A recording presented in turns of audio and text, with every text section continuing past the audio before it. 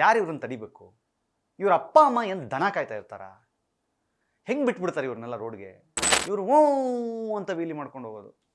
ವೀಲಿ ನೋಡ್ಬಿಟ್ಟು ಅವಳು ಹುಡುಗಿ ಅನ್ಕೊಂಡ್ಬಿಡ್ಬೇಕು, ಎಂಥ ಒಳ್ಳೆ ಗಂಡ, ದಿನಾ ವೀಲಿ ಮಾಡ್ತಾನೆ ಮದುವೆ ಆದರೆ ಅಂತ ಮದುವೆ ಆಗ್ಬಿಡ್ತಾಳೆ ಅನ್ನೋ ಫೀಲಿಂಗು. ರೌಡಿ ಎಲಿಮೆಂಟ್ಸ್ ಇವರು, ಕ್ರೈಮ್ ಎಲಿಮೆಂಟ್ಸ್ ಇವರು. ಇವ್ರುಗಳು ಏನು ಮಾಡಬಾರ್ದು ಅಂತಾರೋ ಅದನ್ನೇ ಮಾಡ್ತೀವಿ ಅಂತಾರಲ್ಲ, ಅವ್ರ ಉದ್ದೇಶನೇ ಅಪರಾಧ ಮಾಡೋದು. ನಾನು ಹೇಳ್ತಾ ಇರೋದು, ಅವ್ರಿಗೆ ಸಾಯ್ಬೇಕು ಅಂತಿದ್ರೆ ಮನೆ ಮಾಡಿ ಮೇಲೆ ವೀಲಿ ಹೊಡ್ಕೊಂಡು ಮನೆ ಮಾಡಿ ಮೇಲಿಂದ ಕೆಳಗಡೆ ಬಿದ್ದು ಸತ್ತೋಗ್ಲಿ, ಪರವಾಗಿಲ್ಲ. ಕಷ್ಟಪಟ್ಟು ತಗೊಂಡಿರೋ ಚಿನ್ನನ ಕಡಿಮೆ ಬೆಲೆಗೆ ಮಾರೋಕ್ಕಾಗತ್ತಾ? ಒಳ್ಳೆ ಬೆಲೆ ಸಿಗೋ ಕಡೆ ಮಾರ್ಬೇಕು. ಇಷ್ಟು ಕಡಿಮೆ ಚಿನ್ನಕ್ಕೆ ಅಧಿಕ ಬೆಲೆ ಕೊಡೋದು ಅಭಯ ಗೋಲ್ಡ್ ಬಯರ್ಸ್ ಮಾತ್ರ. ನಮಸ್ಕಾರ, ಸ್ಪೀಡ್ ಪ್ಲಸ್ ಕರ್ನಾಟಕದ ವಿಶೇಷ ಕಾರ್ಯಕ್ರಮಕ್ಕೆ ಸ್ವಾಗತ. ನಾನು ನಿಮ್ಮ ಕಿರಿಕೀರ್ತಿ. ಈ ಬೆಂಗಳೂರಲ್ಲಿ ಪುಂಡು ಪೋಖ್ರಿಗಳ ಕಾಟ ಸ್ವಲ್ಪ ಜಾಸ್ತಿ ಆಗ್ತಾ ಇದೆ. ಹೇಳೋರಿಲ್ಲ, ಕೇಳೋರಿಲ್ಲ. ರಸ್ತೆ ಏನೋ ಅವ್ರ ಅಪ್ಪಂದು ಅನ್ನೋ ಥರ ಅವ್ರದ್ದೇ ಆಟ, ಆಡಿದ್ದೇ ಆಟ. ಈ ಔಟರ್ ರಿಂಗ್ ರೋಡ್ಸು, ಆಮೇಲೆ ಯಾವುದಾದ್ರು ಈ ಸಿಮೆಂಟ್ ರೋಡ್ಗಳು, ಇಂಥವೆಲ್ಲ ಇದ್ದರೆ ಸ್ವಲ್ಪ ಜನ ಕಮ್ಮಿ ಇದ್ದಾರೆ ಅಂತಂದರೆ ಇವ್ರದ್ದು ಒಂದು ಚಕ್ರನ ಎದೆ ಮೇಲೆ ಹಾಕ್ಕೊಂಡು ವೀಲಿ ಮಾಡ್ಕೊಂಡು ಓಡಾಡೋದು. ಇದು ಸಿಕ್ಕಾಬಡೆ ಜಾಸ್ತಿ ಆಗ್ತಾ ಇದೆ. ಎಷ್ಟೇ ಹೇಳಿದ್ರು, ಪೊಲೀಸ್ನವರು ಎಷ್ಟೇ ಎಚ್ಚರಿಕೆ ಕೊಟ್ಟರು ಸಹಿತ ಸುಮಾರು ಜೀವಗಳೇ ಹೋಗ್ಬಿಟ್ಟಿದ್ದಾವೆ. ಅವ್ರು ಸಾಯೋದಲ್ಲದೆ ಪಾಪ ಪಕ್ಕದ ಗಾಡಿಯವ್ರನ್ನೂ ಸಾಯಿಸಿರೋ ಉದಾಹರಣೆಗಳೂ ಇದೆ. ಆದರೆ ಅವ್ರು ಬುದ್ಧಿ ಕಲಿಯಲ್ಲ. ಯಾಕೆ ಈ ಮಾತು ಹೇಳ್ತಾ ಇದ್ದೀನಿ ಅಂತಂದರೆ, ಮೊನ್ನೆ ಸಂಜೆ ಆಫೀಸ್ ಮುಗಿಸ್ಕೊಂಡು ನಮ್ಮ ಆಫೀಸ್ ಸ್ಟಾಫು ದಿಲೀಪ್ ಮತ್ತು ಶ್ರೇಯಸ್ ಅಂತ ಮನೆ ಕಡೆ ಹೊರಟಿದ್ರು ಬೈಕಲ್ಲಿ. ದಿಲೀಪ್ ಗಾಡಿ ಓಡಿಸ್ತಾ ಇದ್ದ, ಶ್ರೇಯಸ್ ಹಿಂದೆ ಕೂತಿದ್ದ. ಆ ಟೈಮಲ್ಲಿ ಪಕ್ಕದಲ್ಲಿ ಒಂದು ಕೈನೆಟಿಕ್ ಹೊಂಡ, ಹಳೇ ಗಾಡಿ, ಅದು ಗಾಡಿ ನಂಬರ್ ಬಂದು K09S812, ಇನ್ನೊಂದು ಲಾಸ್ಟ್ ನಂಬರ್ ಮುಚ್ಚಿಬಿಟ್ಟವನೆ. ಅವನು ಯಾವ ರೇಂಜಲ್ಲಿ ಹೋಗ್ತಾ ಇದ್ದಾನೆ ಅಂತಂದರೆ, ನೋಡಿ ಪಕ್ಕದಲ್ಲಿ ವಿಜುವಲ್ಸ್ ತೋರಿಸ್ತಾ ಇದ್ದಾರಲ್ಲ, ವಿಜುವಲ್ಸ್ ತೋರಿಸ್ತಾ ಇದ್ದಾರೆ. ಹಾಗೆ ಒಂದ್ಸಲಿ ಒಂದು 15-20 ಸೆಕೆಂಡ್ ಆ ವಿಜುವಲ್ ನೋಡ್ಕೊಂಬಂದ್ಬಿಡಿ.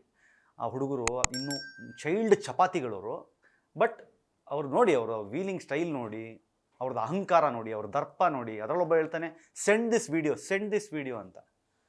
ಅಲ್ಲೇ ಸೆಂಡ್ ದಿಸ್ ಕಪಾಳಕ್ಕೆ ಸೆಂಡ್ ಮಾಡಬೇಕಿತ್ತು ಅವನಿಗೆ. ವಿಡಿಯೋ ನೋಡಿ ಫಸ್ಟ್.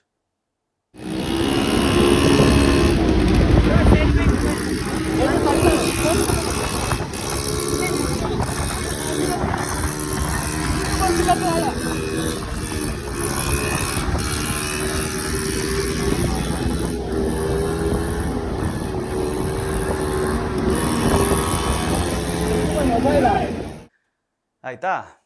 ಹೆಂಗೆ ಇವ್ರನ್ನೆಲ್ಲ ಕಂಟ್ರೋಲ್ ಮಾಡೋದು? ಯಾರು ಇವ್ರನ್ನ ತಡಿಬೇಕು? ಇವ್ರ ಅಪ್ಪ ಅಮ್ಮ ಏನು ದನ ಕಾಯ್ತಾ ಇರ್ತಾರ? ಹೆಂಗೆ ಬಿಟ್ಬಿಡ್ತಾರೆ ಇವ್ರನ್ನೆಲ್ಲ ರೋಡ್ಗೆ? ಅವನಿಗೆ ಲೈಸೆನ್ಸ್ ಇರೋದಂತೂ ಡೌಟೇ. ಗಾಡಿ ನಂಬರ್ ಪ್ಲೇಟ್ ನೋಡಿದ್ರೆ ಬಿಡಿ, ಅದೇನೋ ಹಳೇದು ಯಾವುದೋ ಪೇಂಟ್ ಹೊಡ್ಸಿ ಏನೋ ಮಾಡಿದ್ದಾನೆ. ಆ ಗಾಡಿ ಓಡ್ತಿರೋದೇ ದೊಡ್ಡ ವಿಚಾರ. ಯಾಕಂದರೆ ಕೈನೆಟಿಕ್ ಹೋಂಡಾ ಹೋಗಿ ಆ್ಯಕ್ಟಿವ್ ಹೋಂಡಾ ಬಂದು ಏನೇನೋ ಆಗ್ಬಿಟ್ಟಿದೆ ಈಗ. ಯಾರು ಇವ್ರನ್ನ ತಡೆಯೋದು? ಪೊಲೀಸ್ನವರು ಹೌದು ಬೀಟ್ ಮಾಡ್ತಾ ಇರ್ತಾರೆ, ಸಿಗಾಕೊಂಡ್ರೆ ಬಿಡಿ, ಬೇರೆ ಕತೆ. ಬಟ್ ಈ ಅಹಂಕಾರ ಯಾಕೆ? ಯಾವ ಶೋಕಿಗೆ ಕಾಲೇಜ್ ಎದುರುಗಡೆ ಬರೋದು? ಅಲ್ಲಿ ಲೋ ಬಸ್ ಸ್ಟ್ಯಾಂಡ್ ಹತ್ರ ಹುಡುಗಿರು ನಿಂತಿರ್ತಾರೆ, ಇವರು ಓ ಅಂತ ವೀಲಿ ಮಾಡ್ಕೊಂಡು ಹೋಗೋದು. ವೀಲಿ ನೋಡ್ಬಿಟ್ಟು ಅವಳು ಹುಡುಗಿ ಅನ್ಕೊಂಡ್ಬಿಡ್ಬೇಕು, ಎಂಥ ಒಳ್ಳೆ ಗಂಡ, ದಿನಾ ವೀಲಿ ಮಾಡ್ತಾನೆ ಮದುವೆ ಆದರೆ ಅಂತ ಮದುವೆ ಆಗ್ಬಿಡ್ತಾಳೆ ಅನ್ನೋ ಫೀಲಿಂಗ್ ಅವ್ರಿಗೆ. ಇಂಥ ಚೈಲ್ಡ್ಗಳು ಅಂದರೆ ಇವ್ರದ್ದೇನು ಗೊತ್ತಾ, ಇನ್ನೊಂದು ಸಮಸ್ಯೆ ಈ ಮನಸ್ಥಿತಿಗಳಿರುತ್ತಲ್ಲ, ಅಂದರೆ ಈ ವೀಲಿ ಮಾಡೋದು ಅಥವಾ ಹಿಂಗೆ ಕೆಟ್ಟಗಡದಾಗ ಗಾಡಿ ಓಡಿಸ್ಕೊಂಡು ಓಡೋದು, ಇವ್ರುಗಳು ಒಂಥರ ರೌಡಿ ಎಲಿಮೆಂಟ್ಸ್ ಇವರು, ಕ್ರೈಮ್ ಎಲಿಮೆಂಟ್ಸ್ ಇವರು. ಇವ್ರುಗಳು ಏನು ಮಾಡಬಾರ್ದು ಅಂತಾರೋ ಅದನ್ನೇ ಮಾಡ್ತೀವಿ ಅಂತಾರಲ್ಲ, ಅವ್ರ ಉದ್ದೇಶನೇ ಅಪರಾಧ ಮಾಡೋದು, ಏನಾದ್ರು ತಪ್ಪು ಮಾಡೋದು, ಚೈನ್ ಸ್ನ್ಯಾಚ್ ಮಾಡೋದು, ಈ ಥರದ್ದು ಇರುತ್ತೆ ಅವ್ರ ತಲೆಯಲ್ಲಿ. ಇಲ್ಲ ಅಂತಂದರೆ ಯಾರಿಗಂತ ಶೋಕಿ ಇರುತ್ತೆ? ಇವಾಗ ಮುಂಚೆ ಎಲ್ಲ ಏನಾಗ್ತಿತ್ತು, ಈ ನೈಸ್ ರೋಡು, ಔಟ್ಸ್ಕಟ್ಸು, ಆಮೇಲೆ ಕೆಲವು ನಿರ್ಜನ ಪ್ರದೇಶಗಳಲ್ಲಿ ಇವರೆಲ್ಲ ಗ್ಯಾಂಗ್ ಕಟ್ಕೊಂಡ್ಬಿಡೋರು. ಸಂಡೇ ಮಾರ್ನಿಂಗ್ ಆದ ತಕ್ಷಣ ಎಲ್ಲ ಡಿಯೋ, RX ಬೈಕ್ಗಳು ತೊಗೊಂಬರೋದು, ಎತ್ತೋದು ಏನು ಅಂತ ಅಕ್ಕಪಕ್ಕದ ಮನೆಯವರೆಲ್ಲ ಟಾರ್ಚರಾಗಿ ಸಾಯ್ಬೇಕು. ಹಾಗಿತ್ತು, ಹೇಳೋರು ಕೇಳೋರು ಇರಲಿಲ್ಲ. ಬಟ್ ಇತ್ತೀಚಿನ ವರ್ಷಗಳಲ್ಲಿ ಇದನ್ನು ಸ್ವಲ್ಪ ಕಂಟ್ರೋಲ್ಗೆ ತಂದರು. ಯಾವುದೇ ಕಾರಣಕ್ಕೂ ವೀಲಿ ಮಾಡಿ ಸಿಗಾಕೊಂಡ್ರೆ ಒದ್ದು ಒಳಗಡೆ ಹಾಕ್ತೀವಿ. ಅದರಲ್ಲೂ ಹೀಗೆಲ್ಲಾದರೂ ಹೊರಗಡೆ ಬಂದು DL ಇಲ್ಲದೇ ಬಂದಿದ್ದೆ ಆದರೆ ಅವ್ರ ಅಪ್ಪ ಅಮ್ಮನ್ನ ಹಿಡಿದು ಒಳಗಡೆ ಹಾಕ್ತೀವಿ ಅನ್ನೋ ಅರ್ಥದಲ್ಲಿ, ಅವ್ರ ಮೇಲೂ ಆ್ಯಕ್ಷನ್ ಆಗುತ್ತೆ ಅನ್ನೋ ಅರ್ಥದಲ್ಲಿ ಹೇಳಿದ್ಮೇಲೆ ಸ್ವಲ್ಪ ಇದು ಕಂಟ್ರೋಲಿಗೆ ಬಂದಿತ್ತು. ಆದರೆ ನಾನು ಹೇಳ್ತಾ ಇರೋದು, ಇದೆಲ್ಲ ಎಲ್ಲಿ ಗೊತ್ತಾಗಿರೋದು, ಇದು ಔಟರ್ ರಿಂಗ್ ರೋಡು, ಈ ಪುನೀತ್ ರಾಜ್ಕುಮಾರ್ ರೋಡ್ ಇದೆಯಲ್ಲ, ಅಂದರೆ ಪುನೀತ್ ರಾಜ್ಕುಮಾರ್ ಅವರ ಟೆಂಪಲ್, ಆ ರೋಡ್ ಇದೆಯಲ್ಲ, ರಿಂಗ್ ರೋಡು, ಅಲ್ಲಿ ಏನು ಆರಾಮಾಗಿ ನೋಡಿ, ಇಬ್ಬರು ಕೂತಿದ್ದಾರೆ, ಹೆಲ್ಮೆಟ್ ಇಲ್ಲ, ಎಗ್ರಿಸ್ತಾನೆ ಒಂಚೂರು ಯಾಮಾರಿ ಒಂದು ಸಣ್ಣ ಜರ್ಕ್ ಕೊಡಿದ್ರು ಇಬ್ಬರು ಬಿದ್ದರೆ ಬುಲ್ಡೆ ಬಾಡಿ, ಏನು ಗಾಡಿ ಏನೂ ಉಳಿಯಲ್ಲ, ಎಲ್ಲ ಹೋಗುತ್ತೆ.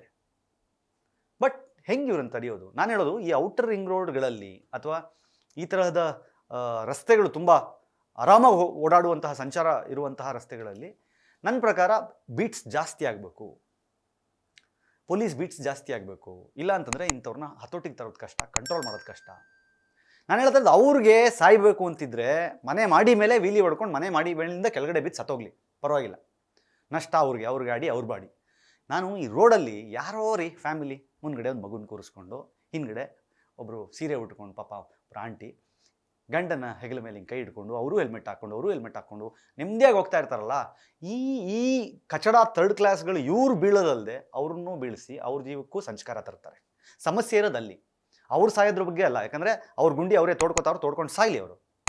ಬಟ್ ಇಲ್ಲಿ ಅಕ್ಕಪಕ್ಕದವ್ರಿಗೆ ಟಾರ್ಚರ್ ಮಾಡೋದು, ಯಾವೊಂದೋ ಗಾಡಿ ಪಾಪ ಹೊಸ ಗಾಡಿ ಲೋನ್ ನಿಂತಿರಲ್ಲ, ಅವ್ನ ಗಾಡಿ ಮೇಲೆ ಎಗ್ರು ಹೋಗಿ ಬಿದ್ದು ಬಿಡೋದು, ಅವನು ಮತ್ತದನ್ನ ಇನ್ಶೂರೆನ್ಸ್ ಕ್ಲೈಮ್ಗೆ ಇದಕ್ಕೆ ಓಡಾಡೋದು. ಇಂತಹ ಕ್ರಿಮಿಗಳನ್ನು ಹಿಡಿದು ಹೆಡೆಮುರಿ ಕಟ್ಟಿ, ನಾನು ಹೇಳೋದು ಪೊಲೀಸ್ನವ್ರು ಏನು ಮಾಡಬೇಕು, ಈ ವೀಲಿ ಮಾಡಿ ಸಿಗ್ಹಾಕ್ಕೊಂಡಾಗ ಯಾರಾದರೂ ಅಂಥವರನ್ನು ಟಿ ವಿಗಳಲ್ಲಿ ದೊಡ್ಡದಾಗಿ ತೋರಿಸಿ, ಅವ್ರ ಬಗ್ಗೆ ಸೋಷಿಯಲ್ ಮೀಡಿಯಲ್ಲಿ ದೊಡ್ಡದಾಗಿ ಫೋಟೋಗಳನ್ನ ಹಾಕಿ, ಈ ಲೆವೆಲಲ್ಲಿ ಮರ್ಯಾದೆ ತೆಗೆದ್ರೆ, ಅವ್ರ ಅಪ್ಪ ಅಮ್ಮಂದ್ರನ್ನ ಕರೆಸಿ ಅವ್ರಿಗೆ ಬುದ್ಧಿ ಹೇಳಿ ಅವ್ರಿಗೆ ವಾರ್ನಿಂಗ್ ಕೊಟ್ಟರೆ ಮಾತ್ರ ಇದನ್ನು ಕಂಟ್ರೋಲಿಗೆ ತರ್ಬೋದು. ಅಷ್ಟೇ ಬಿಟ್ಟರೆ ಇಲ್ಲ ಅಂತಂದರೆ ಈ ಥರ ಪುಂಡು ಪೋಖ್ರಿ ಪುಡಿ ರೌಡಿಗಳು ರೋಡಲ್ಲಿ ಈ ಥರ ಥರ್ಡ್ ಕ್ಲಾಸ್ ಕೆಲಸಗಳನ್ನ ಮಾಡ್ತಾ ಇರ್ತಾರೆ, ಜನರಿಗೆ ತೊಂದರೆ ಕೊಡ್ತಾನೆ ಇರ್ತಾರೆ. ಇದಕ್ಕೆ ಡಿಪಾರ್ಟ್ಮೆಂಟು ಒಂದು ಸ್ವಲ್ಪ ಯೋಚನೆ ಮಾಡಿ ಲಾಜಿಕಲಿ, ಈಗಲೂ ಈ ಗಾಡಿಗೆ ಸಂಬಂಧಪಟ್ಟಂಗೆ ಇದು ಎಲ್ಲಿ ಏನು ಗಾಡಿ ನಂಬರು ಡೀಟೇಲ್ಸ್ ಕೊಟ್ಟಿದ್ವಿ, ಸಾಧ್ಯ ಆದರೆ ಹುಡುಕಿ ಎತ್ತಾಕೊಂಡು ಬಂದು ನಮಗೊಂದು ಹೇಳಿದ್ರಲ್ಲಿ ನಾವೇ ಬರ್ತೀವಿ ಶೂಟಿಂಗ್ ಮಾಡೋಕ್ಕೆ. ಈ ಮುಖಗಳನ್ನ ಒಂದ್ಸಲಿ ಹತ್ತಿರದಿಂದ ನೋಡಬೇಕು, ಆಗಬೇಕು. ಇದು ಕಂಟ್ರೋಲ್ ಮಾಡಿಲ್ಲ ಅಂತಂದರೆ ಮುಂದೆ ಇಂಥವ್ರ ಸಂಖ್ಯೆನೂ ಜಾಸ್ತಿ ಆಗುತ್ತೆ, ಜನರಿಗೆ ಓಡಾಡೋ ಟೈಮ್ನಲ್ಲಿ ತೊಂದರೆನೂ ಜಾಸ್ತಿ ಆಗುತ್ತೆ. ನೋಡ್ಕೊಳ್ಳಿ ಪ್ಲೀಸ್. ನೋಡ್ತಾ ಇರಿ ಸ್ಪೀಡ್ ಪ್ಲಸ್ ಕರ್ನಾಟಕ. ಇದು ನಿಮ್ಮಿಂದ ನಿಮಗಾಗಿ, ನಿಮಗೋಸ್ಕರ. ಮತ್ತೆ ಸಿಗ್ತೀನಿ. ನಮಸ್ಕಾರ. Speed plus Karnataka.